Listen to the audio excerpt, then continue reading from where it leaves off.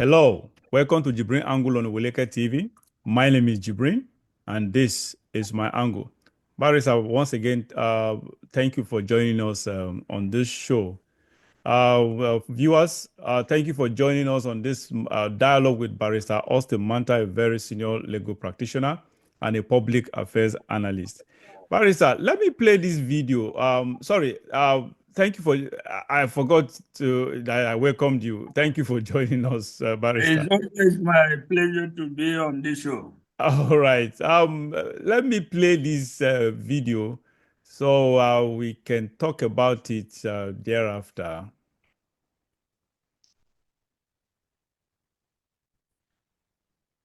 Those involved in this illegal mining, they use choppers. They procure arms exactly the same way as our military were doing in the South. They give them arms. They use choppers to come and cut away the gold. And they take them out of this country and make billions of US dollars. And the federal government is not doing what it should be doing. I took this letter to the former president when I was national chairman of APC, and I said, call the general to give you more brief. In fact, what is happening, or what subsequently happened in that part of the country, was exactly what the general told me was going to happen. Because these guys have been weaponized by the illegal big men who deploy them, secure territories, and the weapon is meant to protect the Chinese and other foreigners who they actually employ to carry out the mining. And on occasion, they use the same weapon to carry out banditry, kidnapping, and all of the terrible things that are going on. Chief of Committee Chairman of Defense Staff, tell the defense I said so. That some retired military officers, army officers are involved in it. The day we can't tell the truth, this country cannot flourish. We can't change our, when it affects our people, we are at our best. We talk strong. Some other people appear to be above the law. That is what is going on with solid mineral. It is not that we don't know where it is. We have a whole survey of where we have what across the length and breadth of Nigeria. We also know, everybody complaining about certain people from certain nationalities. How they got here, even as we are talking now, they are doing those illegal mining. And those guys are getting richer when Nigeria states are getting poorer. But we carry the consequences of banditry, kidnapping, and that thing, which this on illegal armed men, which they equip. Sir, who can afford to buy a chopper? All right. Actually, the video is longer than that, but the point has been taken from the video. Barrister, now the message is not new. You and I and everybody in Nigeria, we know that what Adams Oshomole, is currently a senator, former chairman of APC, just spilled out of his mouth.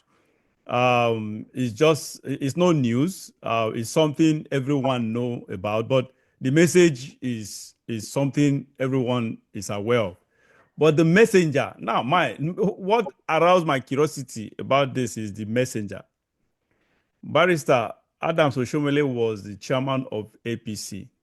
He's currently an APC senator, and he was a very strong, I don't know if he's still, was a very strong Tinubu surrogate during the 2023 presidential election.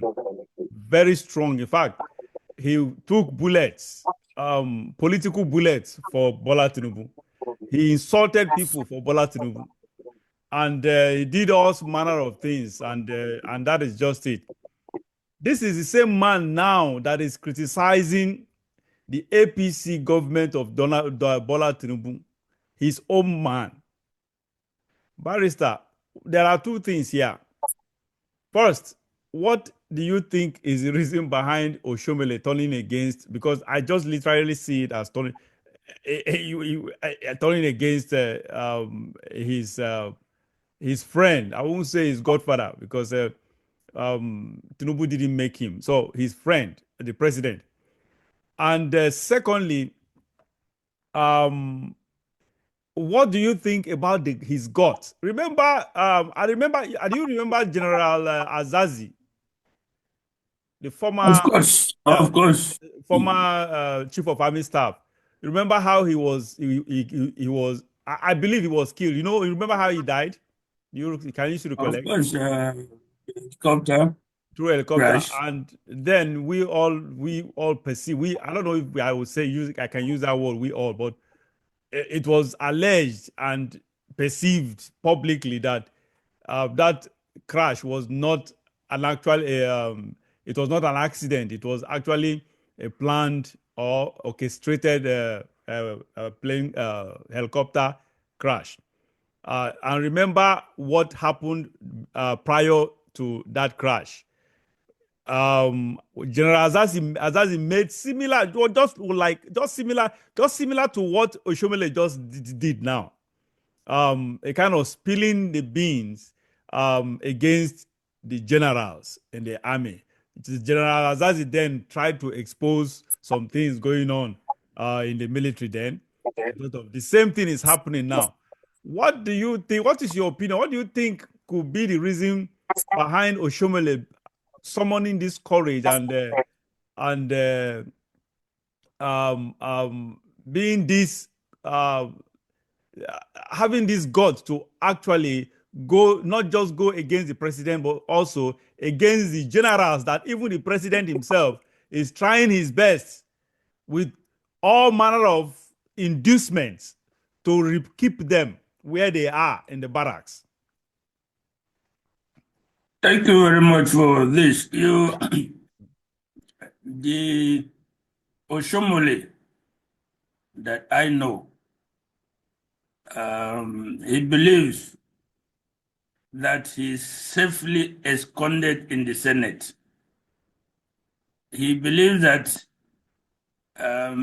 he's not going out for any elective office again more than the Senate, so to speak, except in the warped system of Nigerian politics. Something can turn, even if you are not ready, they can say, no, you are. If not in that way, I don't think Adams Oshomole is looking for anything political anymore.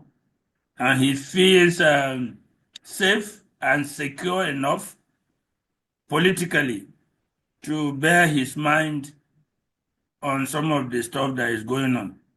But he has not gone the full length of it. I believe even in the statement he has been cautious. He mentioned retired generals and he mentioned the former president, that he took it to the former president. You now see why I'm saying he's cautious. He has limited his issue to retired generals and to former president, that's Buhari, when he was the chairman of APC. But is that not an indictment on the Tinubu's government on that such thing is actually happening? Is that not a direct indictment? It's not. It's an indirect indictment. I would not say it's a direct indictment. There is no allegation that this government is not doing anything. He didn't go further to say that. He is casting his mind back to what happened before when he was contributing to a debate in the committee in the Senate.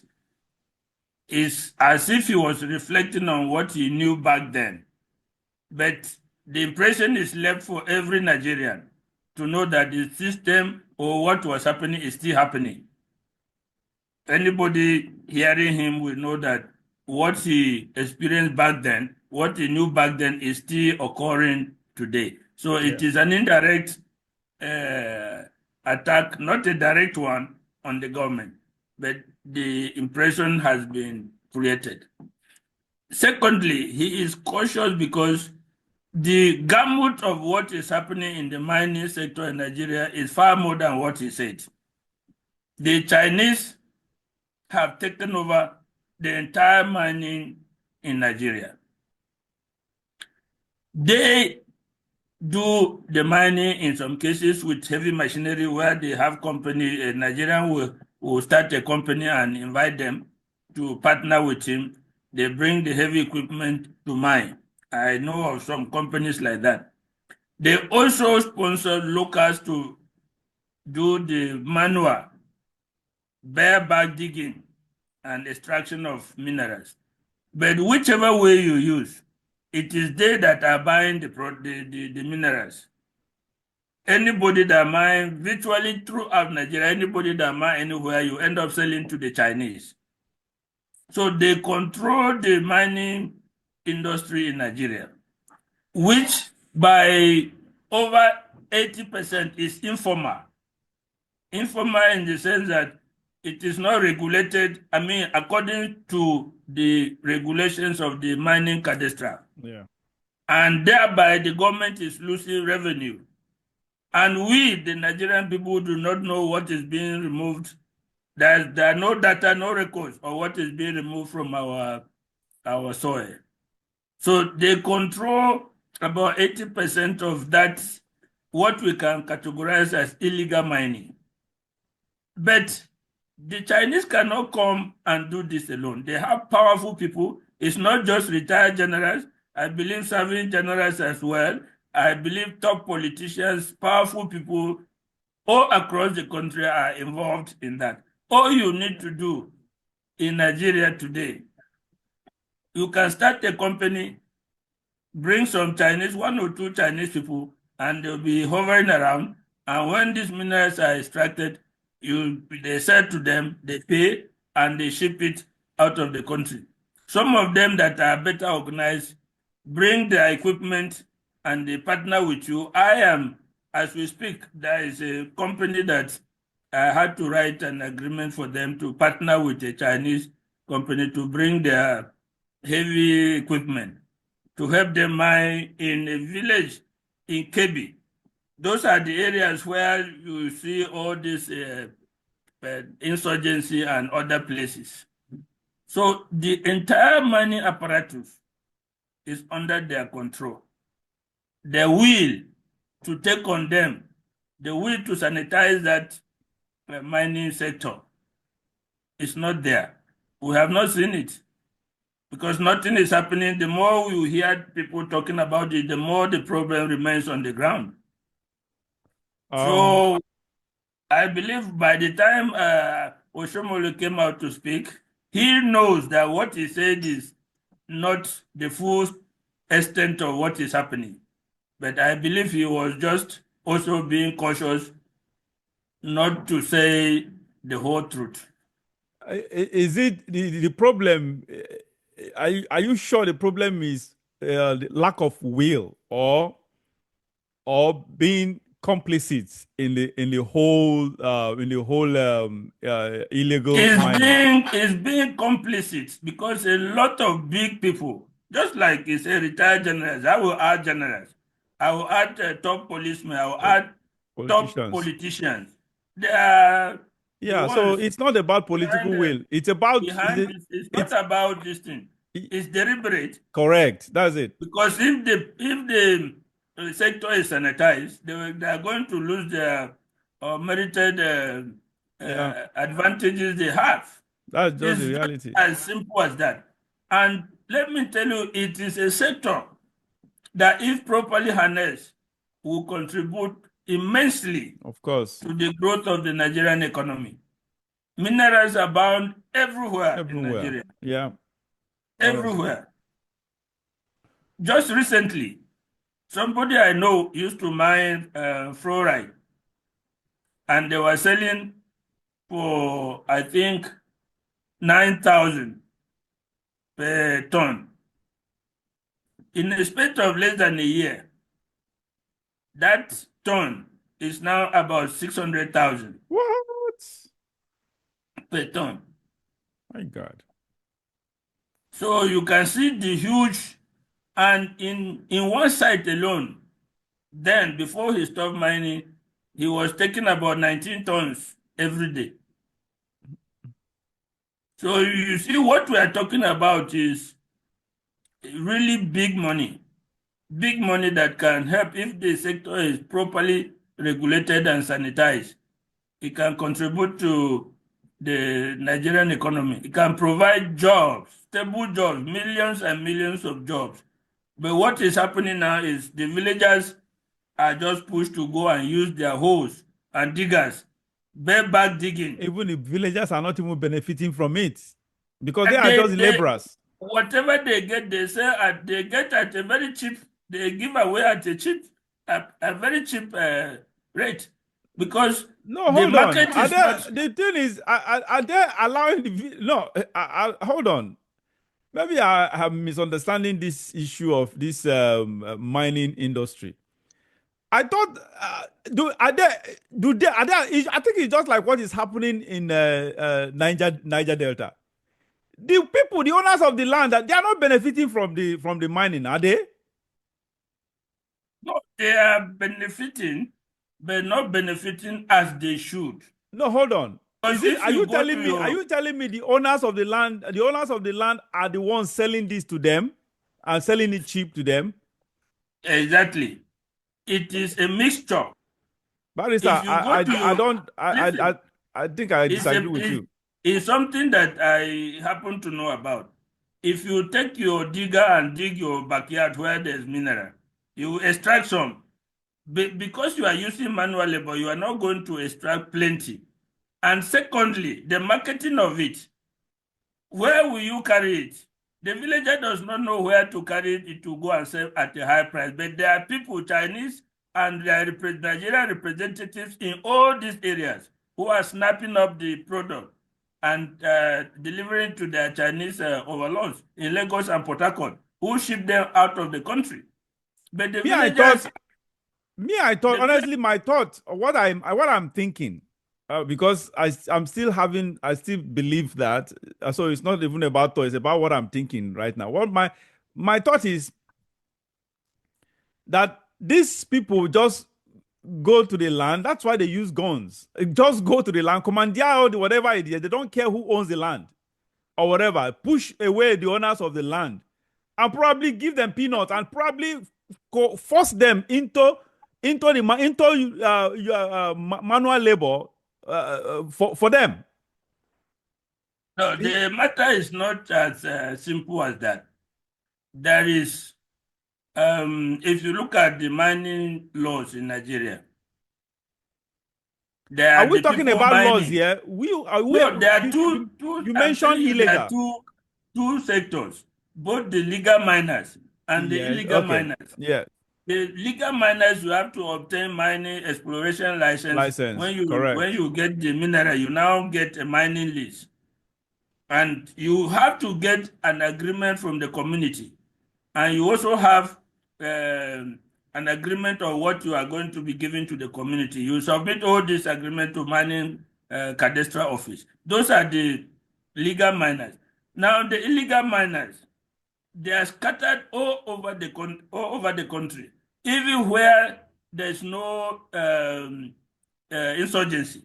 They are doing it through the villagers who are using their diggers and hoes to dig and extract.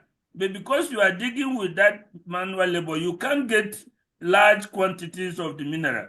But the representatives of these people are all there, who will pay very cheap for it, package it, and send it, mostly Port Harcourt and Lagos for export. So both the legal and the illegal miners. Now, in the zones where insurgency is, and where you hear this killing, that is the places where they have gangs that do this kind of thing you are talking about. Yeah. The gangs now should pretend and even get forced labor to extract those minerals. That is the territory where you have this gang and insurgency warlords controlling. That is where they do. Elsewhere, the villagers do it on a manual basis. All right. That's understood. All right, Barrister, thank you very much for that.